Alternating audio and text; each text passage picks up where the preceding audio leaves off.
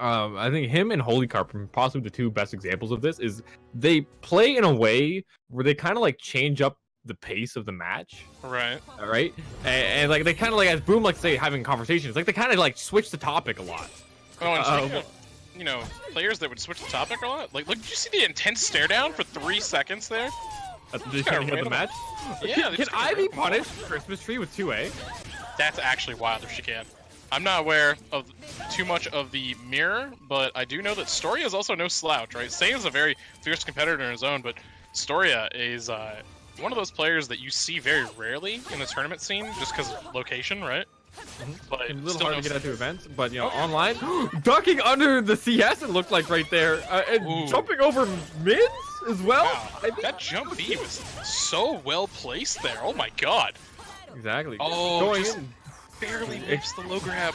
Yeah, thought maybe Saiyne was gonna roll backwards, going for the far-reaching one, and Saiyne looking to close it out with the 1A, and yep, getting the round with that pretty close round. That was a really long round as well, 45 seconds of round 1. Yeah, exactly. And look at the stare down again. The respect from these players.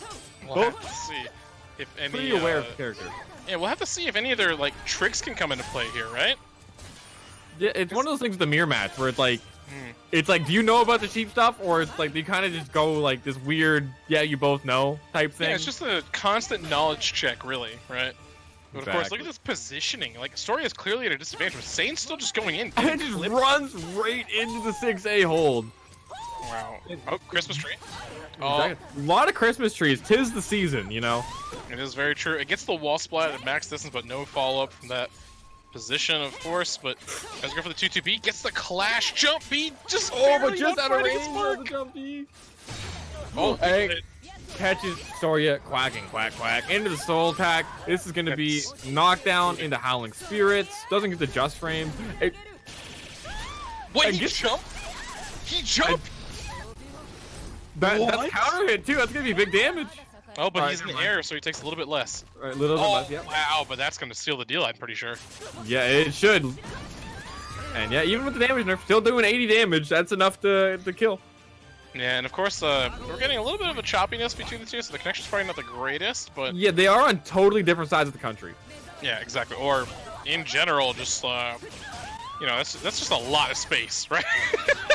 Like, imagine having to play it, you know, tip-top execution, of course, in an online tournament. It's very rough.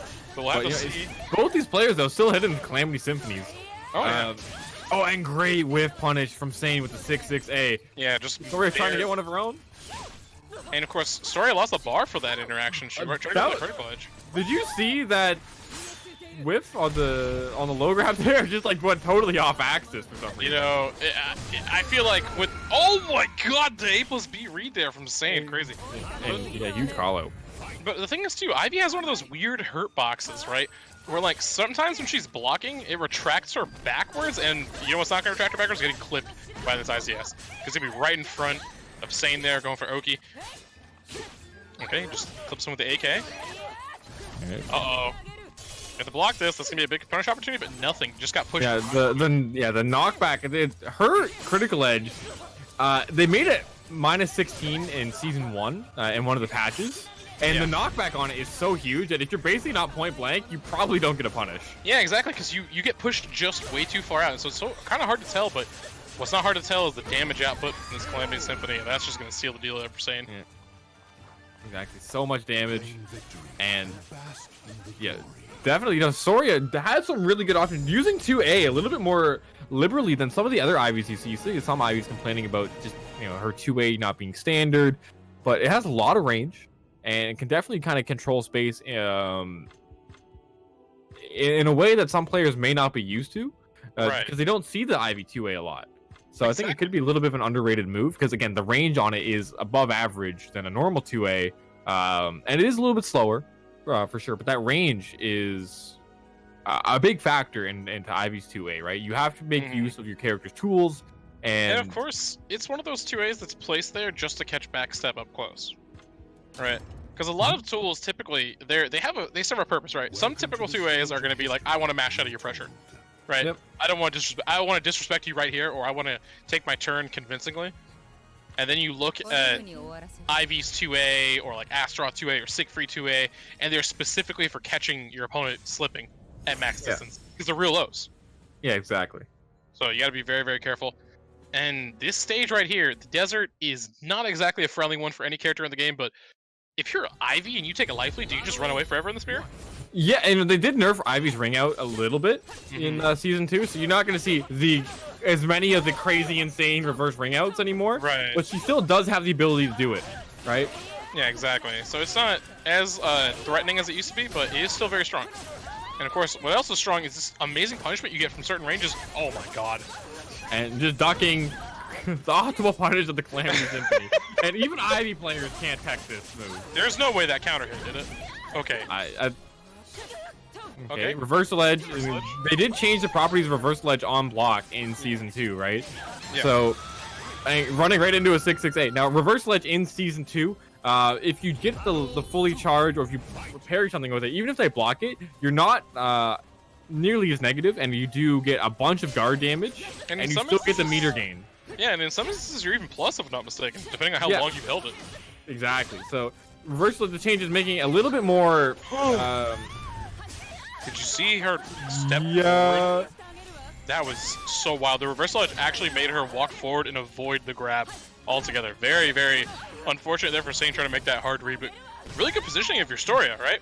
Exactly. Getting whip on his first time. Run up throw, the chip damage, from throws in season 2, it can play a factor. If you're low on life, you start tech on throws, where'd your health bar go? Exactly right there. Yeah, I believe that should seal the deal. That's guaranteed there. Man, what a confirm there from Storia. Great awareness of that positioning.